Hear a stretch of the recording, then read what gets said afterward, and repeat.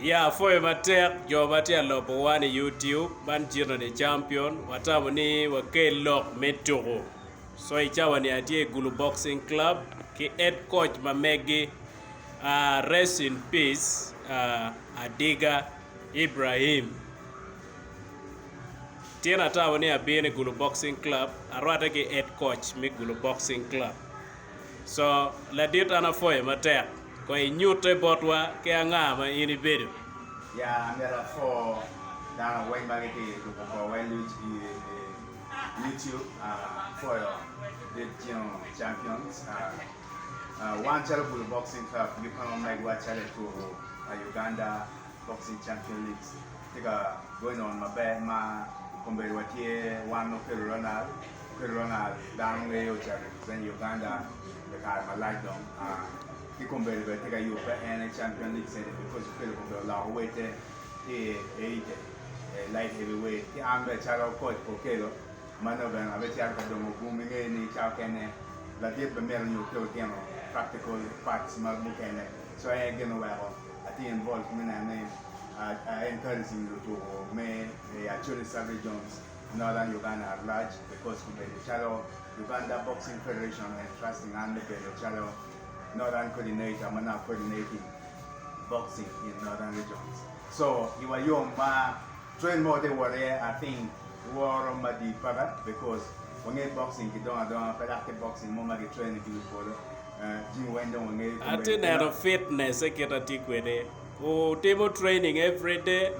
Yeah, training with it every day, and we train. Then I chill with training period. Man, training period and we train the top training. You get one cover child Kampala to your bench child of Yes. So you get a 10 PG. Melbourne White will we are poor boss me aware. So that 10 PG of Ben White will carry and gain Mamma the pay over the pay. And one cover child Kampala to ya. No, Rumi wig or peg of our pay. So me no one any will carry a good show and good show. Pierre Tacne no worry, he had training and top training. Yeah, for matter. Now, just of recent, obey the championship, I mean, National Open. Yeah.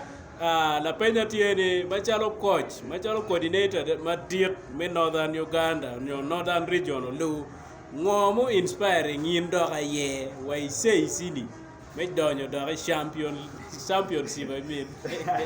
So again, again now and bit of following history because Mati KCC 2016 na team pa KCC Kampala. So coach Mamega manager Mamega Makirwoni coach Biaroka Vicky mano and head manager me KCC. So belka tieta kidma boxing chaka ke Uganda. So hotel boxing ke Uganda chaka ke guru yako charo Bali. Yao akibali yao bimu don Kampala. Makumbe Kampala to dominating. So my America we know stood on it. Then I feel very bad. Nika boxing chaka board but right now we are not active. Kiamba ati we Kampala kija. No no kiam mawa tika generated. So we are down and no la choke down in and he made a good opportunity he made a good Uganda. Yes. So we are in that and a bit of time we canceling contract my mega because Minana Dugan. We have club making one Gulu Boxing Club over here. And Kajao Nano Kuri, Mochaka and Chaka 2019, and we're producing like the Boxel Ronald, and Boko Innocent, or Cham Geoffrey, Lake Sarah. Those are the people Magio Tiaro, Kampala Mabudu with the gold medal. Makumbere Kenana Kumbere, and Boko Innocent, Keo Cham Geoffrey. Now, right now, they are doing well, and depending on their own, Makumbere Gati, UPDA, Mago Charbe, all up again. African military game last year go do gold medal.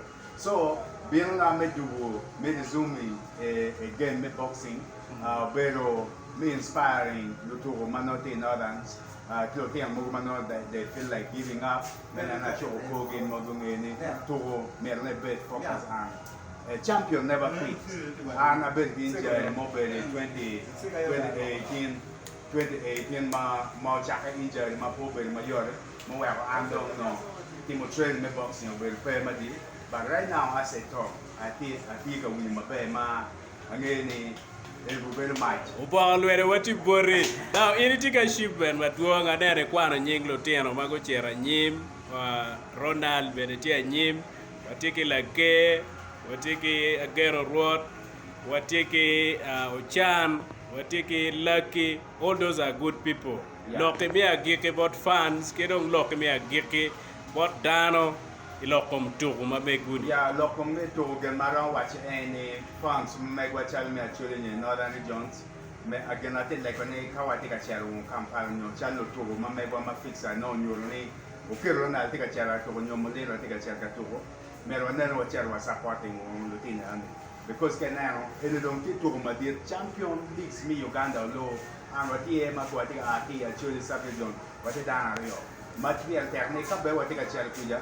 Ngi ka yen mama ni pe ke ben sa funka. So anda lego chalo le dero tema 1 kilo get yung kedwa ke a whole beti get bad lo te mo ken ma bulu kai ne ya chori kai magi chung always am gum be ke ate ka watch ne ni mer wan ne wa chero wa mi un support kilo tiano mano ke tika to wa no choko ge nge ka yen be na fans so migi ke fans mi bulu alego ne wa chero ka ne ma tu no fix a nyoro wa chero wa mi un support wa ne be ke wangwa wa ka wa du wa nge ge na mo mer wa timo. Yes, Peratek Latwalman, Gulu Boxing Club, head coach, ni doctor. Yeah, this is doctor. Molindra Dennis, my NTA head coach, Gulu Boxing Club. In case of any support, please, Nama Chime, Eno Bichoy Terra Kenyo, and N Time Kiero Gaturo, Peo Bipole Rome Machalo Coach, being Eno Bichero Machalo Latela. A good example Paul Bada Bodloa. So what is Gulu Boxing Club? This is Gulu Boxing Club and this is where they train.